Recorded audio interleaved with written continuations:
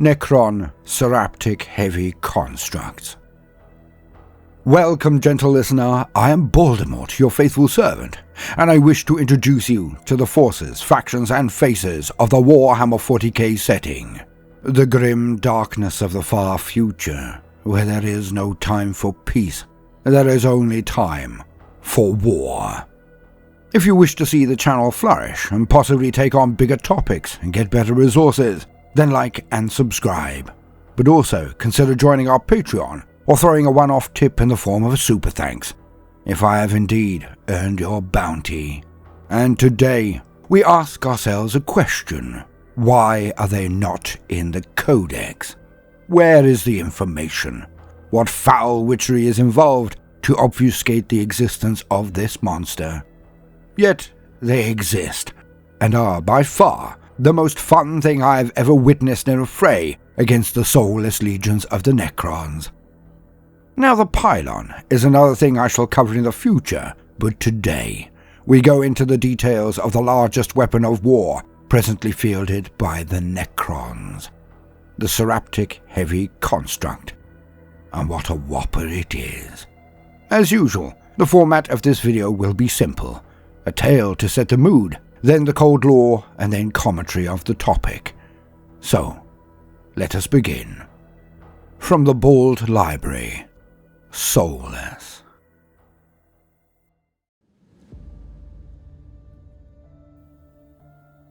Lieutenant Vipsanius looked out on the rolling plains, watching for the enemy. Yet another new horror from the void. He remembered the days of the last tyrannic war, the slaughter, the numberless waves of chittering Xenos monsters rushing at their walls like a carpet of claws and teeth, the endless butchery his squad had inflicted on the enemy. Still, mindlessly, they came on. They experienced no fear, clearly had no self-preservation instinct.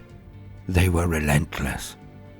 Finally, their hive fleet had been shattered in the void above the planet, and their cohesion was broken.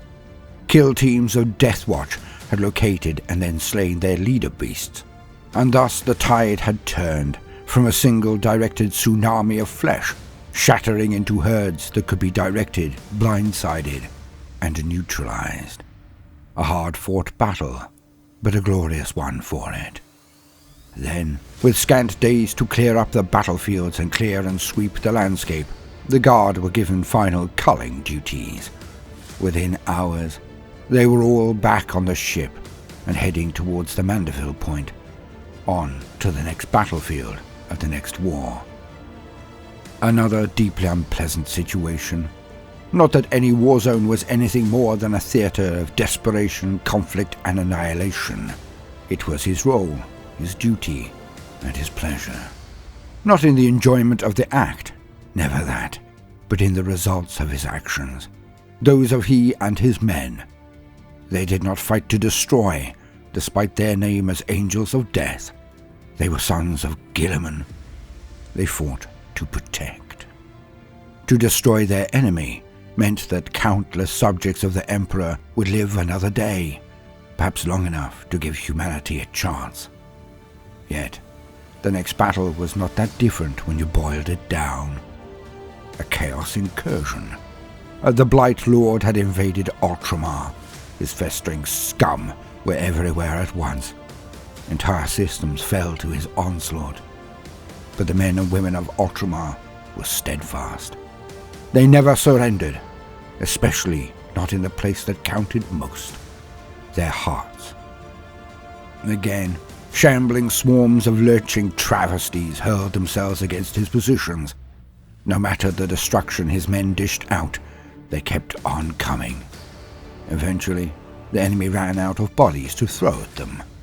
And, so much like the tyrannic event, the battle was over in days, and the cleanup began again. Priests led out phalanxes of the faithful, carrying braziers and censers, billowing holy incense and unguents into the air.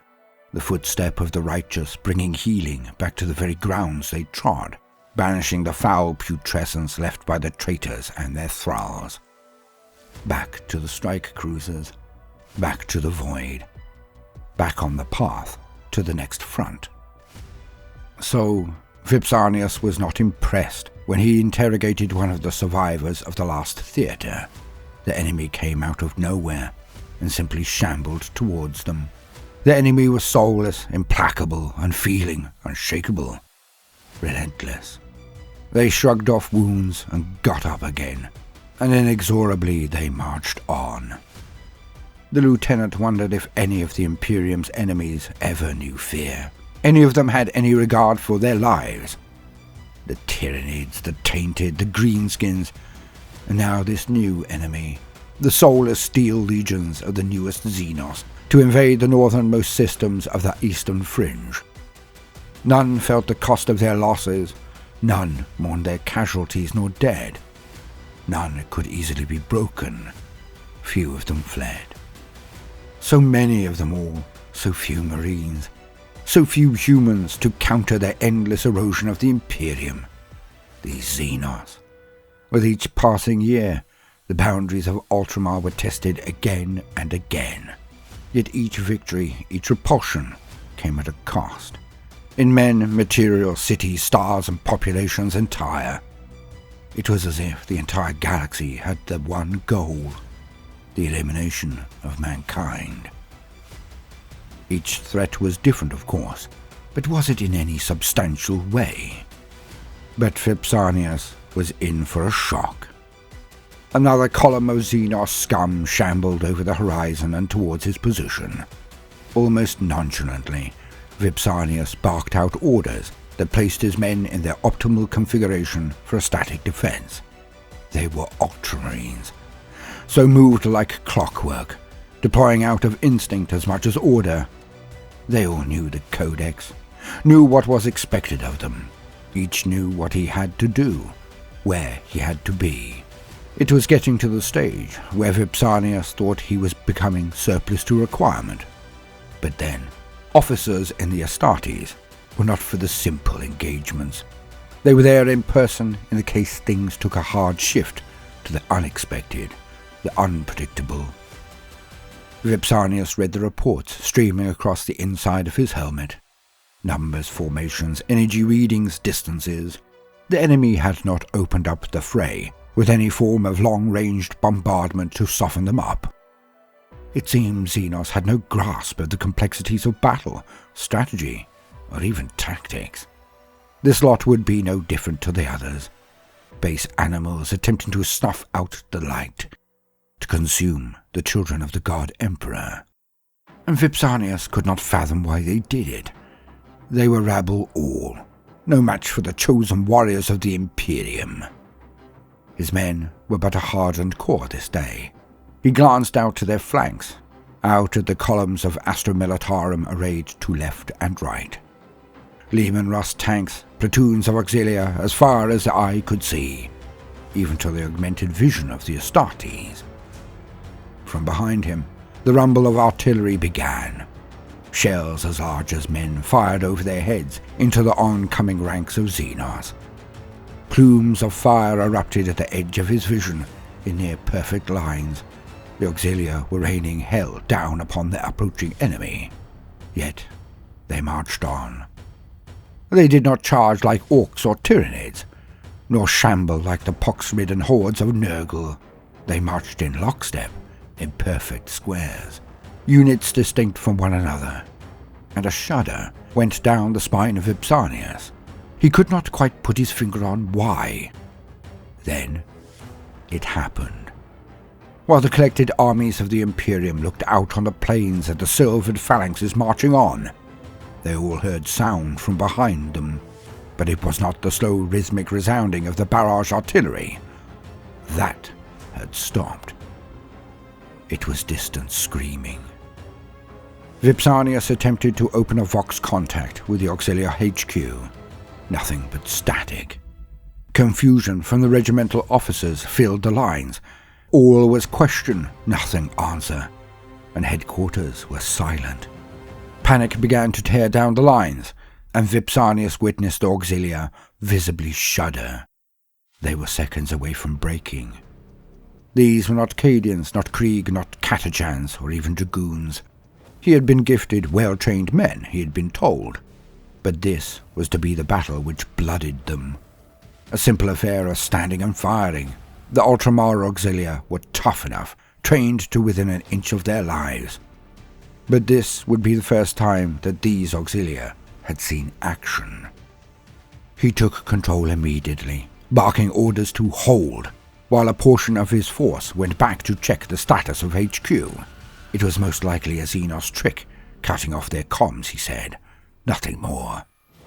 But Vipsanius knew the barrage had ended, and nothing short of a massacre could have stopped the artillery from plying their trade.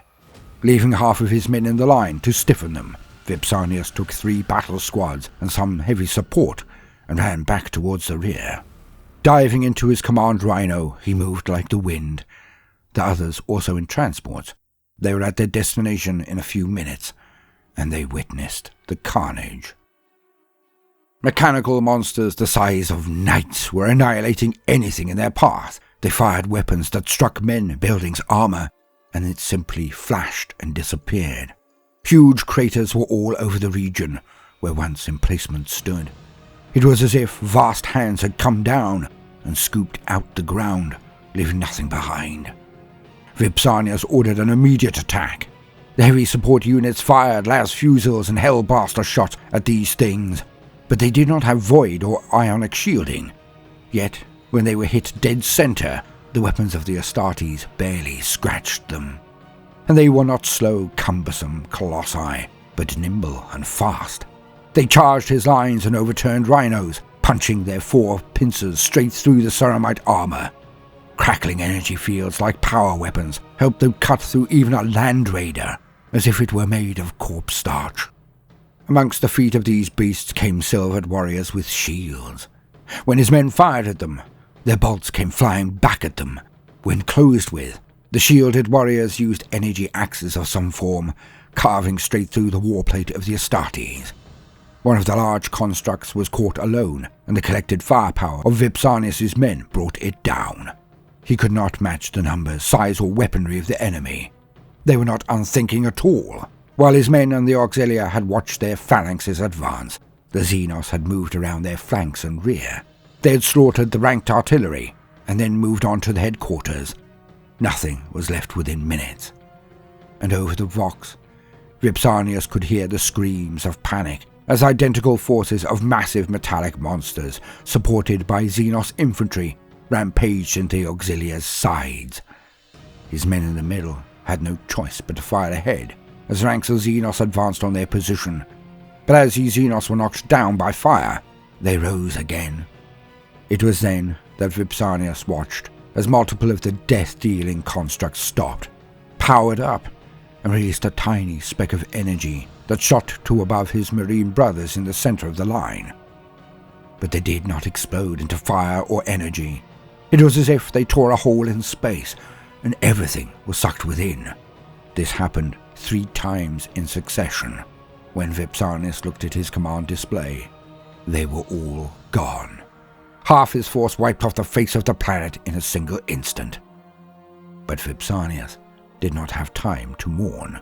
He did not have time to report or comment, as a towering construct looked down upon his squad and fired.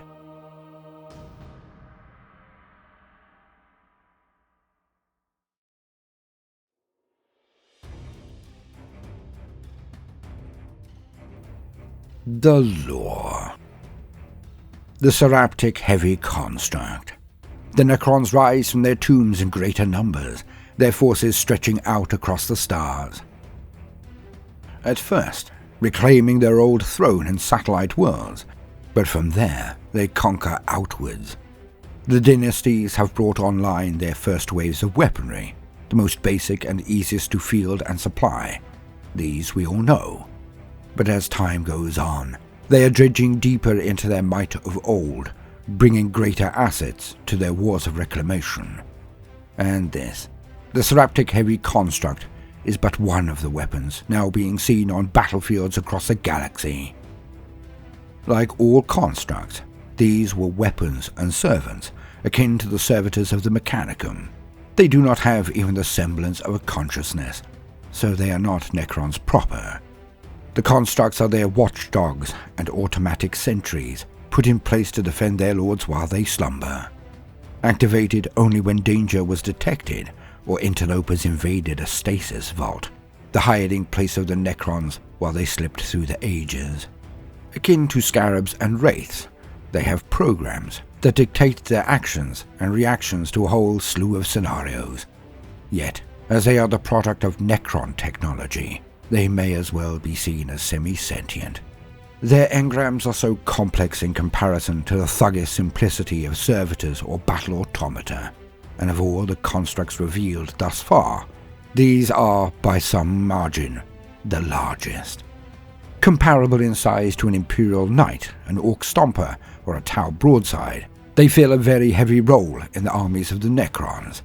As with all things of Necron design, they are soulless, indefatigable, and utterly without pity or remorse. They have weapons of ancient design that can cause carnage to a level the younger races find hard to even imagine. The heavy construct is, unsurprisingly enough, made of the living metal of their art, so one must destroy it down to its constituent particles to truly see it finally terminated. Oh, the resurrection protocols of the rank-and-file Necron warriors is not in play here, but the metals will heal if given enough time. Their dense armored plating make it difficult for them to be damaged by even the most potent of the weapons of the younger races, requiring nothing less than a las cannon to even score or scratch their chassis. And, like most constructs, they are utterly at odds with the legions of slow-moving, grinding Necron warriors. They are like the Wraiths, in that they have a speed and reaction time able to deal with even the nimble Eldari or the post-human Astartes. They can dance around knights and titans, easily dodging their salvos despite their prodigious size. Designed as one of the last lines of defense around the all-important master program, usually located near the central hub of a Necron stasis vault, the true terror of these beasts comes not only from their titanic forelimbs that can crush even lords of war and pierce the armor of land raiders, but, far more, from the deadly arcane weaponry they can deploy. The smallest weapon configuration is the Seraptic Obliterator. Like a huge Gauss cannon, it fires energies able to tear apart the covalent bonds of anything it strikes. No armor is proof from it, as the energy beams pulse at a frequency that simply makes everything fall apart at the molecular level. And these cannons can fire beams wide enough to engulf entire squads of men, make tanks disappear, replaced with nothing but a pile of ash. They also have transdimensional projectors, akin to the beamers of the Wraith, only on a far grander scale. This weapon fires a blast that will transport its target into a sub-dimension adjacent to real space. Though if the Necrons created this dimension or simply found it is another matter altogether. In any case, anything transported to this pocket dimension are never seen again, for none but the Necrons have the technology to access it, and none who go there survive, as there is simply no food or energy whatsoever, or so it is surmised. But the most feared weapon of the Seraptic heavy construct is the Singularity Generator. Yes, you heard that right. These foul weapons can create micro-quantum singularities, or to you and I, black holes. They fire into an area and then everything is sucked into the singularity before it implodes nanoseconds thereafter. The ultimate in scorched earth annihilation. The weapon cannot be defended against by armor, shielding, or any art known to the lesser races. Terrible to behold, and mind-shattering in its ramifications at scale, this is the weapon that causes the most terror amongst the enemies of the Necrons. But this is not all. Even if one were to pierce the armor of a Seraptic heavy construct, even if you are able to somehow destroy it, that is often when even more carnage is unleashed. For the monster is powered by a sun in microcosm, and if its containment fields are destroyed with the construct, it will then unleash its battery. Hence, to destroy a heavy construct is often just as dangerous as its firepower. unleashing a blast that could match that of a warlord titan, possibly more even. It is another nuance that makes confronting these horrors all the more of a trial. As the Necrons expand out into the void, the need for defenses around their tomb worlds grows slimmer and slimmer. Hence, these servants are being deployed to the front-line battlefields more often and in greater numbers. Let us hope that they do not have even larger material of war, for that may well crush all residual hope of stopping the legions of the soulless. The art for this video was predominantly done by Lewis Lupton and Gridders, gameplay provided by the most excellent skills of the channel Iron Gaming 40k. Links in the video description, so go check out their stuff. I have been Baldermort, your faithful servant. Like and subscribe, tip if I have earned your bounty, and do check out the video description for other entertainment opportunities. But most importantly of all, no matter what you do today, do try to make some time for fun. Toodaloo.